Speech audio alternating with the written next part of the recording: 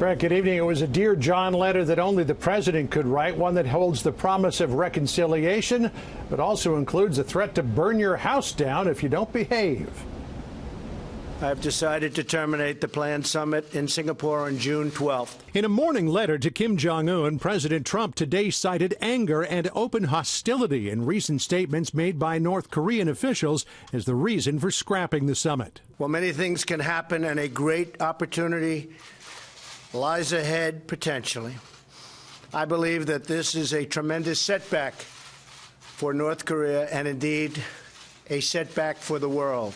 What killed the deal was a statement from North Korea's Deputy Foreign Minister Cho Sun-hui, who said North Korea was ready for a nuclear-to-nuclear showdown with the U.S. if talks failed. Cho was reacting to a statement from Vice President Mike Pence on Monday, which she termed stupid and called Pence a political dummy. As the president made clear, this will only end like the Libyan model ended if Kim Jong Un doesn't make a deal. Some people saw that as a threat. Well, I think it's more of a fact. In his letter to Kim, President Trump wrote, "You talk about your nuclear capabilities, but ours are so massive and powerful that I pray to God they will never have to be used." I've spoken to General Mattis and the Joint Chiefs of Staff, and our military is ready if necessary. President Trump again suggested today that Kim's attitude has recently changed. I think they want to do what's right. I really think that they want to do, and it was only recently that this has been taking place, and I think I understand why it's been taking place. The president today would not expound on what has taken place to change North Korea's attitude, but on Tuesday he suggested Chinese President Xi Jinping got in Kim's ear in a recent meeting in China. The second meeting, I think there was a little change in attitude from Kim Jong Un, so I don't like that. I don't like that. President Trump described Xi as a master poker player, but last night the president laid down a bet of his own, launching a national security investigation into car and truck imports.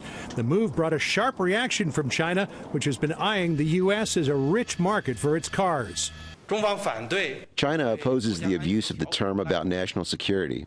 It will seriously damage the multilateral trade system. We will firmly safeguard our own legitimate interests.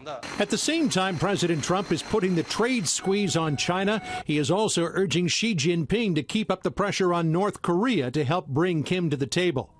While keeping the June 12th date may be difficult, in his letter, President Trump wrote to Kim, "If you change your mind having to do with this most important summit, please do not hesitate to call me or write." The president adding, "I felt a wonderful dialogue was building up between you and me."